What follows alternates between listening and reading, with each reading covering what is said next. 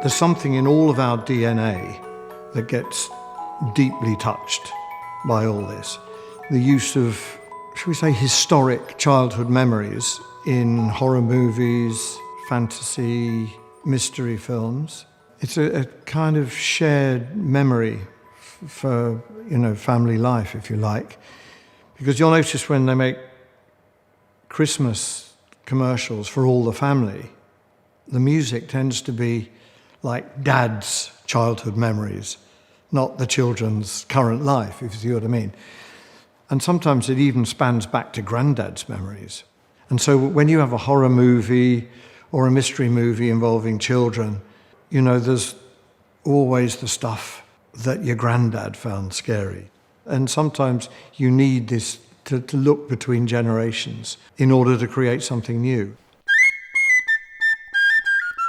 There are musical instruments, therefore, that will always be associated with children.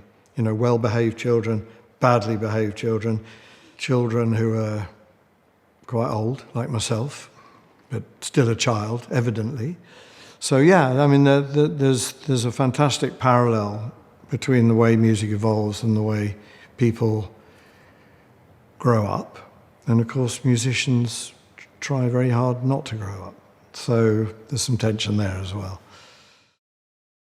The Abacus was a counting machine, and it really kind of sums up the period of which all these instruments were in regular use. So, for example, in the days they were using Abacus, they were using musical box instead of a record player. They were using a piano instead of a tape machine.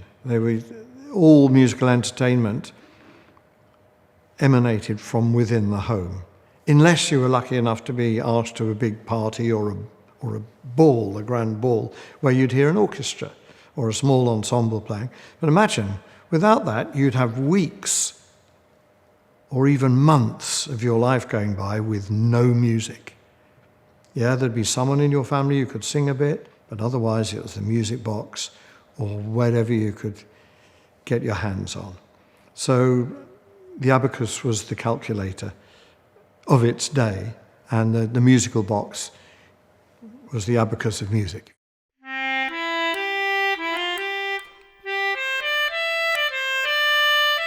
What defines an instrument as a child's instrument?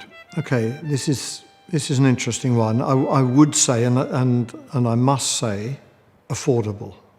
You've got to want music to be for everybody.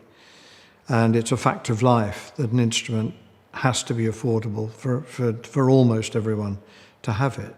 I mean, what was a game changer was when the instrument maker Arnold Dolmetsch and his son Carl Dolmetsch settled from Germany into the leafy lanes of Surrey and started making recorders out of Bakelite, which was the precursor of the plastic recorder. And suddenly, good instruments that could play well were totally affordable.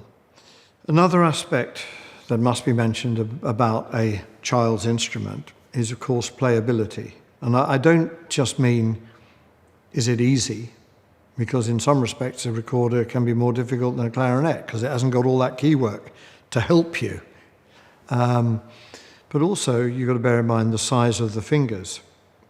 A full-size piano keyboard is too big for someone with small hands to play, whereas a descant recorder is perfect.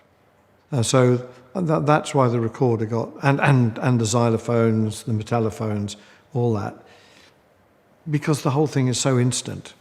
You've made your first sound within seconds of the instrument actually being put into your hand, which is a great thing for a kid, really. Little glockenspiels, well, they called them xylophones in those days, even if they were made from metal. But, a lot of kids will get those for Christmas. Child's pianos, as I prefer to call them, or toy pianos, as other people call them, were quite commonplace. But oddly enough, the musical box is at the centre of all this, because that Celeste sound at the beginning of Harry Potter is there simply to represent a musical box. If you were going to start a horror film that had two children at its core, there's a good 50% chance that you would start with something on a musical box that just gradually got distorted as it played on. So anything that's at all nostalgic or historical, documentary, but also Gothic. Really, there's a lot of the Gothic in this. So you say the European world in black and white. These sounds are really good for. Broadly speaking, these are all European, brought into the world generally somewhere between 1890 and 1980. They're very much a European thing. I'd say there's more German instruments than UK, although there's some French ones as well. The Germans were really good at making educational instruments throughout the 20th century. And they represent some of the best things we've got here. Well, I think, or I hope, that most people know Carl Orff as the composer of Carmina Burana, his outstandingly best-known work. I mean, that must be quite disappointing for him, really, because he wrote very many other works that are quite simply unknown. One of them, which should be much better known, is his collection called Schulwerk, which is a whole set of pieces for kids to play, using percussion instruments, recorders, metallophones, xylophones.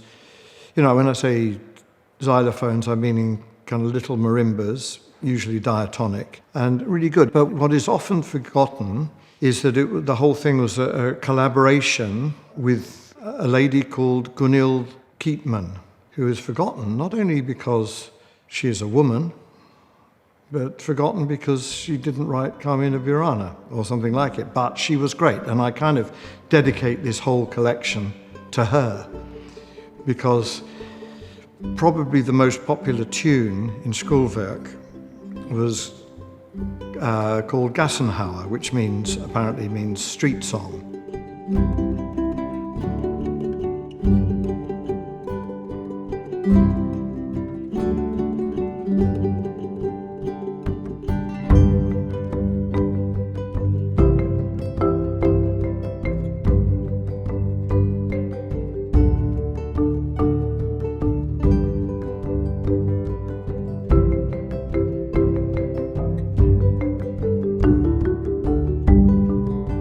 Which was, in turn, an arrangement of a 17th century lute piece. So it's really done the rounds, this piece, written by someone called Hanz Neusiedler in, let me guess, 1536.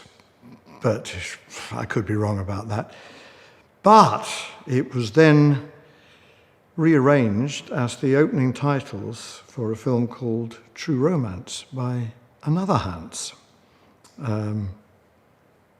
still in the 20th century, must be said. So this tune's done the rounds a bit, but it's a perfect kids' tune and shows that Gunhild Keetman created something, albeit just an arrangement. She created something that's influenced quite a few generations, and a really good example of what kids' musical education should be, because she said learning music is play.